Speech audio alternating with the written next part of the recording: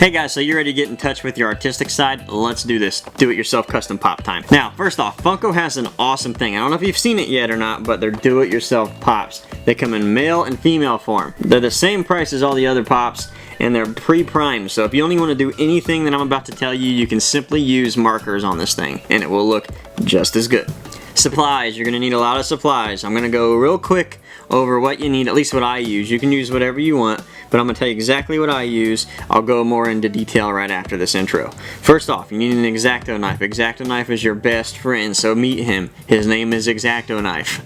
Make sure you don't have just one blade. You're going to need 5 or 6 of them because you need a really sharp one when you're going to use your masking tape. Masking tape is your second best friend. They're married. See? They go together. The blue tape is what you're going to look for in stores. Walmart, any store whatsoever. This is really vital because when you want straight lines, use this. Don't try to use your hand because I don't care how good you are, you could be Michelangelo. You're probably not going to be able to make a straight line. This tape will help you make it look clean, crisp, and professional. Clay. Everybody wants to know what kind of clay to use.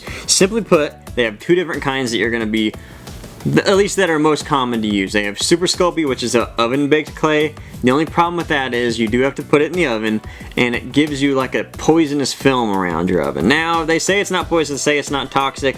I don't personally believe it. I'm not eating something that any kind of clay, polymer, film gets on the inside of the stuff, because if that ends up on my pizza, you may never see videos from us again. One thing most people do is they buy just a little microwave oven and they put all their vinyl pops in that. I don't know if these things will melt, to be honest with you. Most people say they won't. I'm not really sure, to be honest with you. Take it into your own hands, who knows. Personally, what I use is a stuff called Apoxy Skull. This stuff is about $20 and it's a 2-part system. A and B, white and gray. You mix them together 50-50, and in about 2 to 3 hours the stuff will be hard, and in about 5 hours the stuff's rock hard. Like this stuff right here. I'm telling you, it is rock hard. Make sure when you're using this, which I'm not going to go over too much of actually how to use clay, because that's part of the whole system of really putting your artwork into it, is water. You make sure you have water on hand because you need to add water to this constantly because you get fingerprints in it. It's a good way to smooth it out. Use a paintbrush when you dip it in water because that really helps it as well. You can get the small little cracks that are hard to get. Other than that, you know, it's freedom. That's what you're gonna have when you're using clay. Freedom. Freedom! Okay, so I'm gonna go over more in detail about paint. Real quick though, you can use apple butter. No, you can't. You can use apple barrel, and don't use apple butter because that might screw your project up.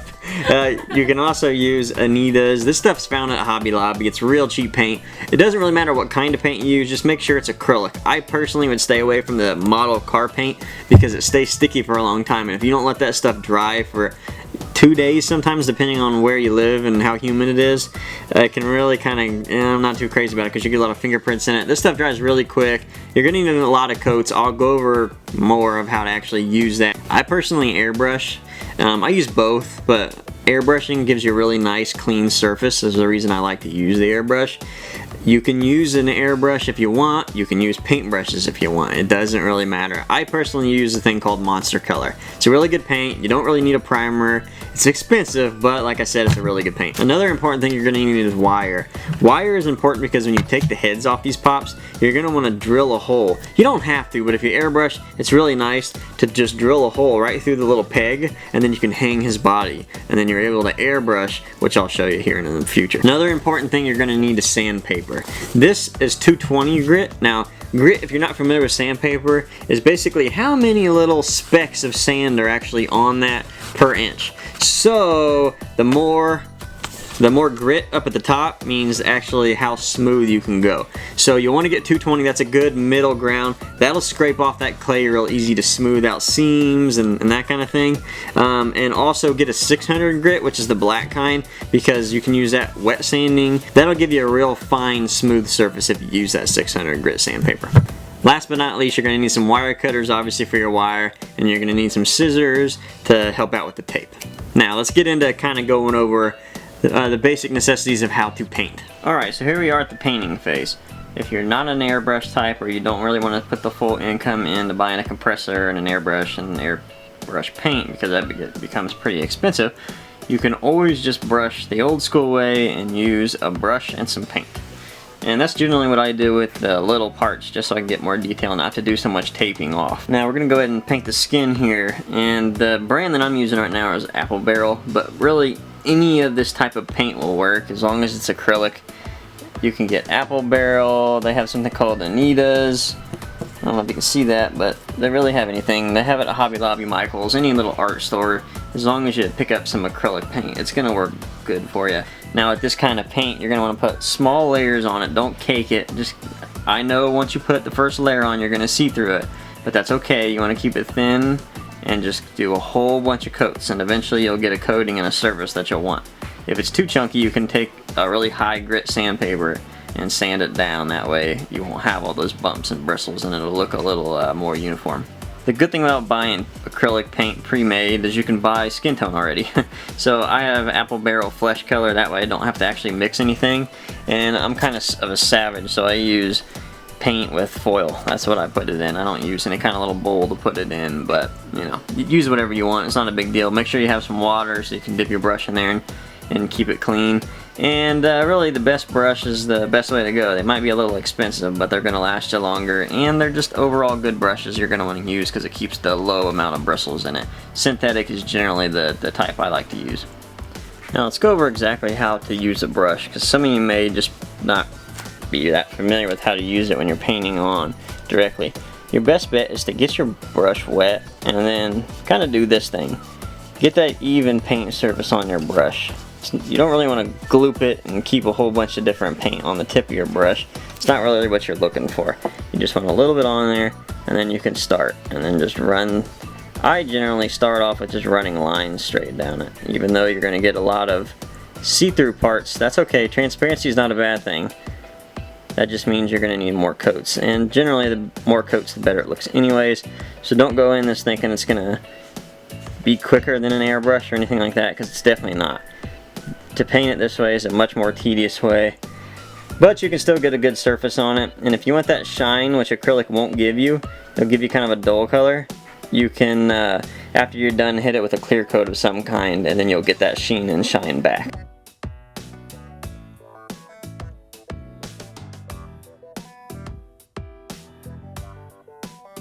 I'm going to use an airbrush this time. There is another way to paint. I'll go over that after this. Now the airbrush I'm using is a Neo by Awada. It is it's like $40 at Hobby Lobby if you use a coupon. I think they want around $70, but they have that 40% off. This is a middle grade, but it's really good. It's a really good airbrush. Use the gravity fed. That's what the little container on the top is, as opposed to the ones that suck from the bottom.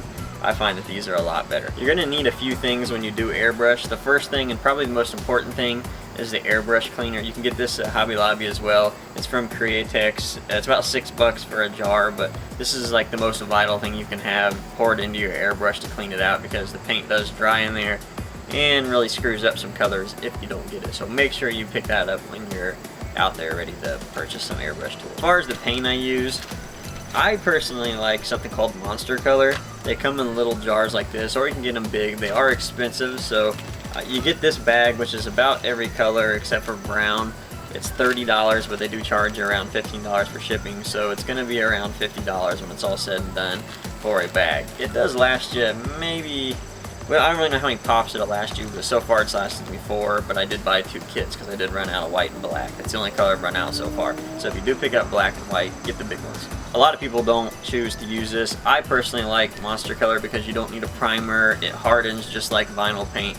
It's really a hell of a paint. There's really no words for it. Now, they do sell Createx airbrush as well when you're looking at these.